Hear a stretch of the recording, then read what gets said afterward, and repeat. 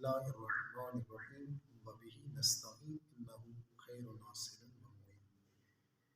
ناظرین محترم، آج یہ ہمارا دوسرا جلسہ ہے۔ پہلے جلسے میں آپ کی خدمت میں عرض کیا گیا تھا وہ کون سی چیزیں ہیں جن کے لیے وضو کرنا واجب ہے۔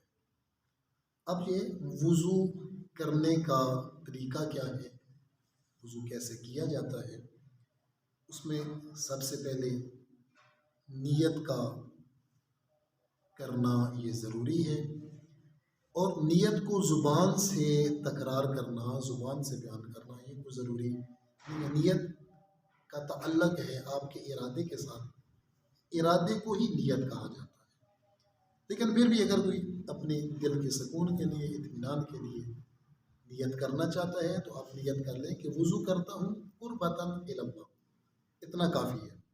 وہ لمبی نیت کرتا ہوں، وضو کرتا ہوں نماز کے لیے، رفع ہونے حدث کے، مباح ہونے نماز کے، ادا واجب قربتاً الی اللہ، وہ اگر نہ بھی کریں یہ اس وقت کی جائے گی کہ جب آپ اس وقت وضو کر رہے ہیں جب نماز کا وقت داخل ہو چکا ہے۔ بعض اوقات ایسا ہوتا ہے کہ انسان اس بات کی طرف انسان کی توجہ نہیں ہوتی، تو لہٰذا اس لیے ضروری ہے کہ آپ صرف یوں نیت کر لیں کہ وضو کرتا ہوں قربتاً الی اللہ، تو کافی ہے۔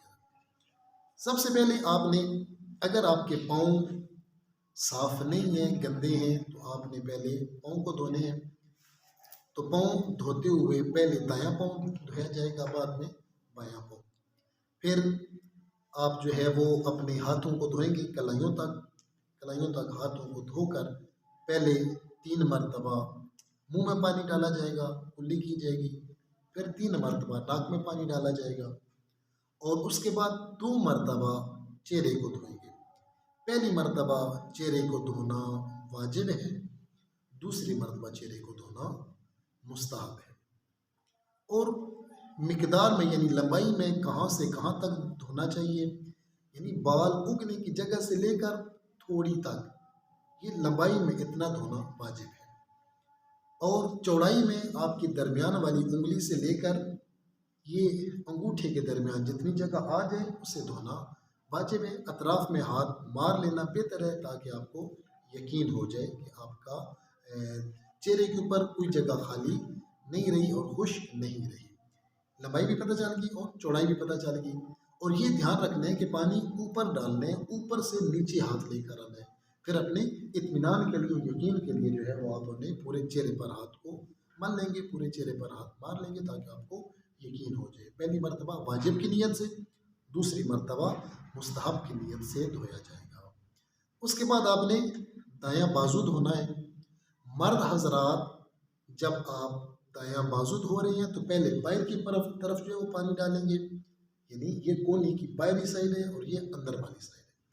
مرد حضرات پہلے پیر ڈالیں گے، جبکہ خواتین پہلے اندر کی طرف یہاں پر جو ہے وہ اپنا بازو کو دھونے کے لیے پانی ڈالیں گے۔ اور یہ کوشش کرنی ہے کہ اوپر سے نیچے کی طرف لے کر آنا ہے۔ جب آپ یہاں پر ہاتھ جو ہے وہ ماریں گے، پانی ڈالیں گے، جیسے آپ ماریں گے ایسے دھوئیں گے تو آپ کا پہلا دھونا شمار کیا جائے گا۔ اور اس طرح جو ہے وہ یقین کے ساتھ کریں، اوپر سے نیچے لے کر آنا ہے، نیچے سے اوپر لے کر نہیں جانا۔ اگر نیچے سے ایسے اوپر لے کر جائیں گے تو آپ کا وضو باطل ہو جائے گا۔ پہلی مرتبہ دھونا یہ واجب ہے، یعنی مرد حضرات پہلے باہر پانی ڈالیں گے، خواتین اندر ڈالیں گی۔ اور دوسری مرتبہ جب آپ دھو رہے ہیں تو اس وقت بھی اوپر سے نیچے ہی لے کر آنا ہے، لیکن جب آپ ہاتھ میں پانی لیں گے تو پہلے اندر کی طرف ڈالیں گے، اندر کی طرف ڈال کے آپ اوپر سے نیچے کی طرف سے اسی طرح دھوئیں گے۔ اور خواتین حضرات دوسری مرتبہ جب دھو رہی ہیں تو وہ پیر کی طرف پانی ڈالیں گی۔ بالکل اسی روش کے ساتھ، اسی طریقے کے ساتھ آپ نے جو ہے وہ اپنا بایاں بازو بھی دھونا ہے۔ اور اب جو آپ کے ہاتھ میں تری بچ جائے گی، جو تری رہ گئی ہے، اسی تری کے ساتھ آپ نے وضو کرنا ہے، اپنا مسح کرنا ہے۔ سر کا مسح کریں گے، آپ نے یہاں درمیان میں ہاتھ رکھ کے نیچے لے کر آنا ہے، اور سر کے اندر اور پاؤں کے اندر مسح کرتے ہوئے حرکت نہیں ہونی چاہیے۔ سر اور پاؤں کو حرکت نہیں دینی، بلکہ آپ کا ہاتھ جو ہے وہ حرکت کر رہا ہو۔